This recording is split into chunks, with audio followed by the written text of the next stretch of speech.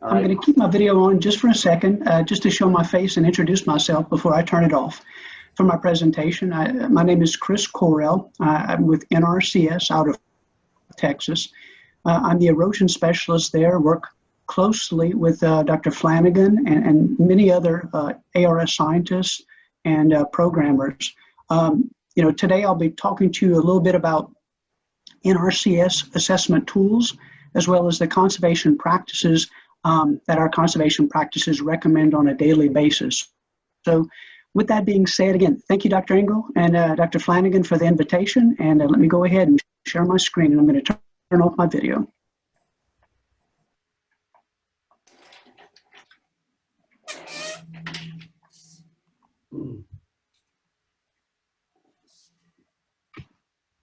All right, so hopefully you can still hear me and I'm coming through clear.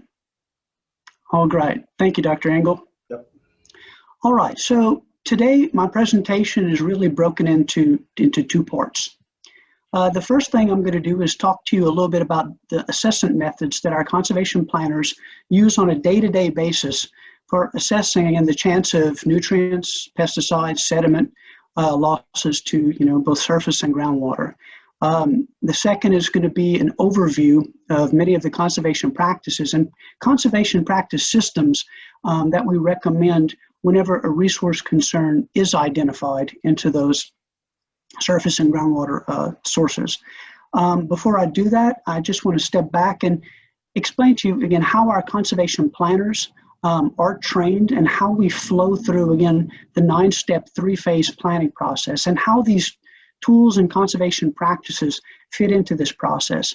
As you can see in the graphic here, the assessment tool use takes place during what we call phase 1, when we work with our producers, our landowners, and again, trying to figure out what exactly they're trying to accomplish, looking at their resources, and again, using those tools to see if a resource concern exists, or again, some saltwater air, plant, and animal resource is not sustainable.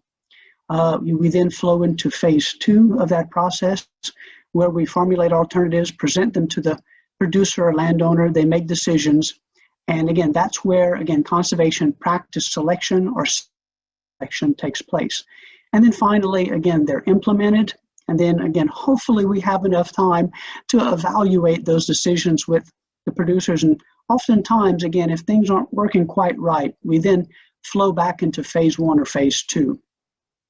The assessment tools that we use for sediment, pesticide, and nutrient losses to surface and groundwater are presented here. First and foremost, I'd like to mention the Conservation Assessment and Ranking Tool. This is the new kid on the block, and a tool specifically designed with our conservation planners in mind. We've got a lot of time constraints put on them. They've got a lot going on, and again, this tool is a low resolution tool and is a compromise between the number of questions asked of them. It takes into account those site-specific things they've observed, as well as takes advantage of many geo-referenced resources and again, online tabular data to set thresholds to come up with an answer. Does a resource concern exist or not? We've just gone through our first year using CART, and again, it's pretty much still in its infancy. We then look at the other tools that are available to our conservation planners in two cases. One, if, again, right now, the answers provided by CART are in question, which again is not uncommon, and again, those results can be overridden. Or two, if a resource concern is identified and we're preparing what we call implementation requirements for our producers and landowners. And that's a specific set of instructions on how to implement the conservation practices for their property using, again, their equipment and their resources. So again, we'll go through those in a second. The CART documentation is available online internally. I would be happy to share it with anyone after this conference if you're interested.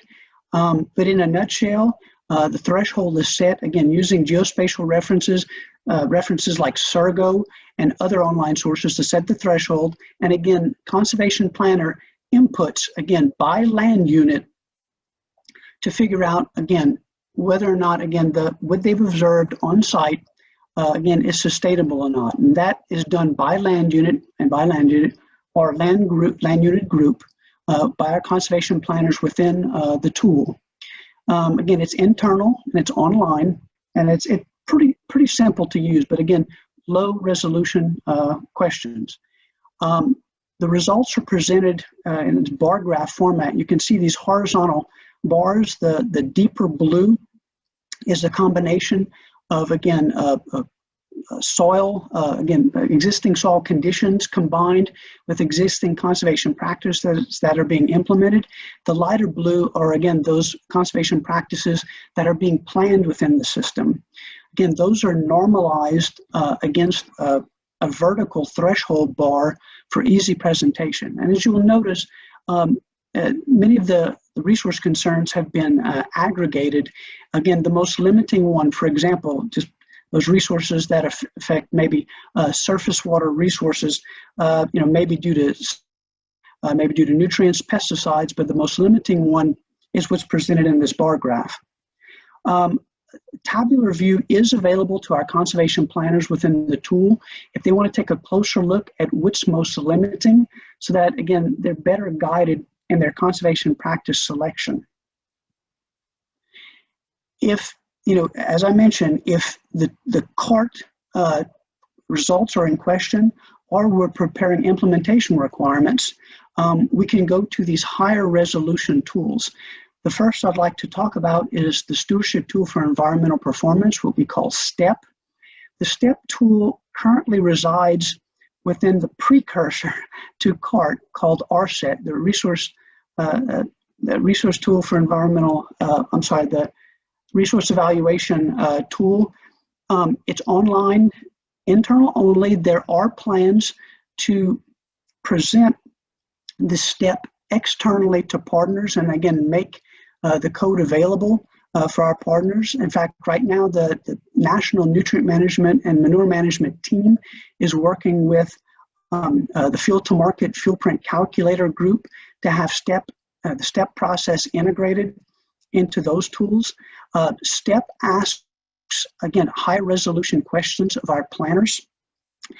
Was originally built into CART, but again, because of that compromise, because of the time required for some of the questions to come up with a high resolution answer, it was, again, removed. Low resolution questions were inserted, but just know that this tool still exists and will be built out as kind of a supplemental option within CART and available externally to our partners.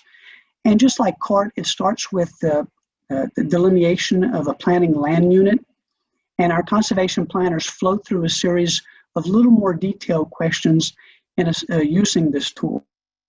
The tool is specifically designed to assess both leaching and, again, runoff of nutrients from a site. But again, it does have other capabilities. It is an older but more fully functional tool, and again, it does assess the movement of pesticides as well. So again, this tool, again, is kind of in a transitional period right now. And just like CART, again, presents data for our conservation planners and producers in a bar graph with, again, those bars normalized against a threshold bar. Another resource that our conservation planners can use, and it was discussed yesterday, is a web soil survey. There's been a couple of states that have taken the opportunity to program in custom interpretations in web soil survey for pesticide and nutrient losses, both through leaching and site runoff. But again, these are translated simply into ratings, and again, color-coded maps for our conservation planners based on, again, the state-specific input from land-grant universities, and again, our soil scientists in those where things are a little different. Again, different soils, different climate. But again, the results are available in PDF format.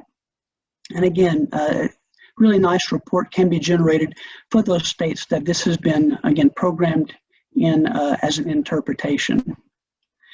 Another tool that's available to our conservation planners, that you probably are familiar with, is the Windows pesticide screening tool, what we call WinPest. This takes into consideration soil parameters, also again, toxicity parameters and other parameters for the pesticides that are selected, as well as application parameters, site-specific application parameters selected by the conservation planner to generate what we call an interaction report. This interaction report takes into account different loss pathways, leaching, solution, and absorbed runoff, both for human and fish hazards. Again, they're simply categorized for our conservation planners, and again, assigned a point value. And in combination using our pest management conservation practice standard, our planners, again, try and overcome, again, the point values assigned to extra high, high, intermediate, lower, very low values produced by this software with, again, the values of conservation practices that are planned. So again, this is a tool that's available, again, for risk analysis by our conservation planners. The information on WinPest is available online. If you just Google WinPest, you can download the software and, again, the technical guidance on, again, how the software works and, again, how these categories are developed. Currently, NRCS uses Russell 2 for, again, soil loss, very similar to WEP. This is current tool. It's a simple hill slope model that gives us, again, both soil loss and sediment delivery, as well as other parameters like soil condition index and the soil tillage intensity rating for the site. And you can see, again, this is software that's installed online, and again, technical documentation and the software is available for installation on everyone's computers. Another tool that's available to us, and again, it's still, again, under development, is the Water Erosion and Prediction Project software. Dr. Flanagan talked about this quite exhaustively. There's not a whole lot to add to this, but I just want to say that working closely with, again, Dr. Flanagan and others, we've developed a custom NRCS interface that, again, very intuitive and easy to use by our conservation planners. It offers, all of the benefits of Russell 2, but several other benefits that we can offer to our planners. Again, planning land units are delineated using, again, online mapping system. We can present our planners, again, with statistics so that the risk over a 100-year period of everything, of soil loss, as well as precipitation and other factors, can be presented to see what those extreme years could bring. And again, we can plan to that to see, what's acceptable by the producer or landowner, and also to figure out whether or not there is a risk to any other conservation practices that we're trying to plan. WEP also offers easy-to-use graphical displays so that our planners at a glance can see whether or not the management system they're trying to model has been input correctly. And you can see, again, very intuitive, and again, this preset of graphics, again, makes it very easy at a glance to tell if something's not quite right. Very similar to WEP, we have the WEP software, which, again, is the same thing as WEP. Again, this process-based model offers a very simple interface for our conservation planners. And again, the results are very similar to those presented in WEP. And again, quick plots offer our planners at a glance a way to tell if what they're trying to model has been modeled correctly. Now, flowing into the second part of this discussion, I'd like to talk about conservation practice selection, which takes place during phase 2 of the decision process. During this process, I'd like to, again, mention that CART does present options for our conservation planners, and again, making it a lot easier for our conservation planners to, again, flow through this process and, again, offer those, again, options while working with our producers. But just know that all of our conservation planners go through an exhaustive conservation planner certification process. and again, supplement the results they're seeing with, again, their field training and, again, the other tools that are available to them. So again, they're not just blindly selecting from the choice list supplied in CART. Further guidance exists, again, for our conservation planners in the conservation practice standards themselves, specification documents, and again, many other guidance documents that they're trained to use when trying to figure out, not only if the results coming out of CART are credible, and in conservation practice selection. These are some of the, I'm going to show you a series of photographs, some of the things our conservation planners are, again, trained to look at whenever they're on site to make sure that what CART and other tools are presenting are credible. And of course, this is where it all starts. And again, this is the source of all our issues. When we're producing food on our working lands, but again, soil disturbance does a couple of things. It exposes soil, again, to loss. And with that soil, goes pesticides, nutrients, and sediment into our surfacing, our surface water sources and groundwater sources. This also disrupts, again, the soil structure, reduces infiltration, and further exacerbates runoff from these sites. Our planners are, again, trained to look for, again, things like wind erosion on sites, poor infiltration. Again, this is 2 days after a rainfall event in Louisiana, and you can see water sitting in between the furrows is an indication of poor infiltration on site. Gully erosion, again, our planners are constantly looking to see what they're seeing out in the field is, being matched by, again, the outputs from the tools. You can see here in a silt loam soil that was tilled in the fall, quite a bit of residue is lost from the site, and again, can impact surface water sources. Again, all things that they observe on site. A couple of things going on here, but the one thing I want to point out again is, again, chocolate colored water. They may also be looking for things like algal blooms in nearby water bodies as an indication, again, of eutrophication, from, again, loss of nutrients from those fields, all indicators that, again, a resource concern potentially exists. And of course, the installation of tile drainage. Again, this can be a significant source of, again, pesticide nutrient loss from our fields. So let's talk a little bit about the conservation practice selection.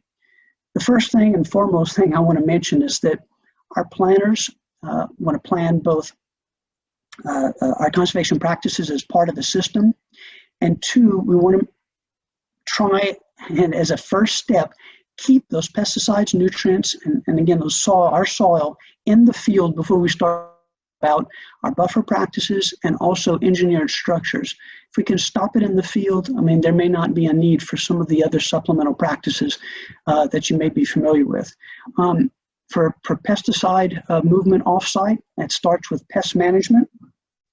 This includes not only scouting, but also simple things like equipment calibration and nozzle selection. So again, this is a very important system practice that's one of our umbrella practices. Another key system practice is nutrient management. Again, in planning this practice, again, we're constantly focusing on the 4 R's, right time, placement, source, and rate. This is key in, again, trying to stop offsite movement of nutrients. And again, should always be planned if this is a resource concern. Conservation crop rotation is very important. The introduction of high residue crops or maybe crops that use less water is very important to stopping offsite movement of pollutants. You're probably all very familiar with, again, residue and tillage management, reduced till and no-till, a bedrock practice. And again, so important at, again, stopping offsite movement of pollutants. And also introducing carbon to the system, improving soil structure, improving infiltration, and again, the results just compound. And you can see technology is very mature and exists in almost every production system across the U.S. to be able to plant into these high residue systems and make it work. There's room for improvement in almost every production system in the United States for, again, reducing or eliminating tillage. These practices not only encompass, again, the reduction of tillage, but also maybe the elimination of burning in fields. And you can see in this case, this is sugarcane that's been burned. And again, the residue is almost completely removed. But again, we were discovering that maybe using sweeping technology and removing the residue from the top of the beds and sweeping them into the furrows, we can both, again, keep those beds from staying cool in the early spring while, again, maintaining the residue in the fields. Cover crop, very important practice in providing, again, cover and living roots during a period where those living roots may not exist.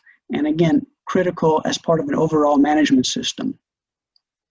But not only cover crops, but maybe cash crops. Even though not considered a cover crop, we also promote the use of things like, winter annual grains during those winter months. And again, it may be an additional crop that producers can harvest, providing additional carbon to the protection. And let's not forget about the weed seed bank. In the South, the weed seed bank, again, if there are no issues with herbicide resistance, can provide substantial cover and, again, root diversity where no root diversity exists before. Supplemental conservation practices to those landscape level practices include, for example, conservation cover. Just looking at this site here, there may be areas in the field, for example, that 1 out of 3 or 1 out of 5 years are prone to flooding, during the growing season. Maybe those areas can be planted to a conservation cover, providing soil protection, but also providing wildlife habitat. Field borders are very important. Though not specifically designed, again, to capture particulates moving off of the field, definitely within the footprint that they exist, will offer soil protection and will offer some incidental protection if there is sheet flow through these field borders. Now, filter strips are specifically designed to capture, again, soil particles moving off of a field. And again, it's that, they're designed to allow sheet flow through them, both, again, slowing water moving through them, dropping out soil particles, and allowing a little more time for infiltration, reducing, again, movement of sediment, nutrients, and pesticides to our surface water bodies. Other practices I'd like to mention include, riparian herbaceous cover. This may be applicable if it fits into the overall system. Also, riparian forest buffers can be applicable. And forget about irrigation water management. This is another system level practice, very important, and making sure that excessive water is not causing erosion and moving soil particles along with nutrients and pesticides off site. And you can see in the upper right hand corner, a lot of polypipe in the South is used for irrigation. Using software like Pipe Planner may help to evenly water irregularly shaped fields, thus reducing, again, irrigation-induced erosion. The bottom right-hand corner, you can see a surge valve allowing a reduction in water use, even wetting. And again, this can also result in, again, less, irrigation-induced erosion. And again, you can see the center pivot system, and then the left-hand side, popular for us to reduce high-pressure nozzles and converting them to low-pressure nozzles. Other engineered structures, again, can be very important as part of the system. They may include, for example, tailwater recovery systems. You can see behind the man speaking, it's the pond as part of that tailwater recovery system. Other structures that allow time for sediment to settle out could include sediment basins, constructed wetlands, very important for knocking out pollutants before they reach our natural wetlands in the landscape. You can see those are, again, just a few examples of, again, the practices that may be planned individually as part of a system. There are others. I try to focus on those most commonly used. Things like terraces, grade stabilization structures, can all be part of the system. But as I've mentioned, again, our planners really trying to focus, again, keeping them in the field and only going to those buffer practices and engineering practices as part of the system. But again, exceptions do exist. And for example, construction wetlands, may be a part, for example, an animal operation, to stop it there. But generally, as part of, again, working lands, again, they're planned as part of a system. So again, hopefully that gives you, again, kind of a better idea of the tools that are available to our planners, as well as many of the commonly planned conservation practices our planners recommend. So, Dr. Engel, I'd be happy to take any questions if has any. All right, thanks. Looks like, Chris, there is one in the chat, if you can see that from Jane, or Jane, if you want to ask that. Okay, let me see, I'm shutting everything down. Let me get to the chat. Thank you, Chris, and very informative presentation. One of the tools you presented, WinPST, does benefit of conservation practice considered in this tool? Okay, that's an excellent question. I'll be happy to answer it. The WinPest tool simply helps our conservation planners determine whether or not a resource concern exists. But again, WinPest is never used alone. Our conservation planners use this tool in conjunction with we call the 595 Pest Management Standard, and again, the reference Tech Note 5 in that standard. And what that standard and Tech Note do is they assign a point value to each of the interaction risk ratings that come out of WinPest, as well as each conservation practice for the 3 loss pathways that are presented. And it's really a balance to see if, again, both using the point values assigned to each practice in addition to their conservation planning training, to see if they can overcome with those points from the conservation practices, overcome the point value assigned to the risk level. So for example, intermediate is assigned 20 points, high is assigned 40, and very high is assigned 60. And each of our conservation practices for the different loss pathways may have a point value of 5, 10, 20 points. And again, those points are additive whenever they're looking to see if enough conservation practices are out there to mitigate the risk to off-site movement predicted by WinPest. So hopefully that answers your question. Yes, thank you. Yes, ma'am. Rafa, why don't you go ahead and get ready to share your screen while we see if there's another question. So is there another question for Chris while Rafa's getting set? Hi, Chris. I have a question. So, thank you for introducing various conservation tools and these practices. I have a question about a web soil survey, and I noticed that they have nitrogen leaching report. So I wonder, what's the scale for this report, and how is the nitrogen was calculated? And you mentioned that you use the state level nitrogen inputs, right? So I wonder how detailed this data is, and is it able to capture the variations between, variations of climatic and soil characteristics between fields or between county level? So can you elaborate on it? Okay, so that's an excellent question, Dr. Gao. Again, only a handful of states have programmed in the interpretations that I've shown you on Web Soil Survey. Again, the state soil scientists have the ability to do that. And in those states, there was some specific need that triggered them to use some other logic besides the logic that's been programmed into CART in, again, setting a vulnerability for, again, the loss of nutrients or pesticides to groundwater or surface water resources. If you go, again, the example I showed on the screen was from Washington State. So if you want to go into online Web Soil Survey and bring up Washington State and really to select any production fields in the state, and again, bring down that interpretation, the logic that's used to calculate it, as well as place, again, into the categories, is presented in the output. If you'd like more information on those interpretations, I'd be happy to provide it. But all of them are generally a twist on the soil vulnerability index. I know that there's been at least one, if not two, published papers on that approach on using, for example, Sergo data.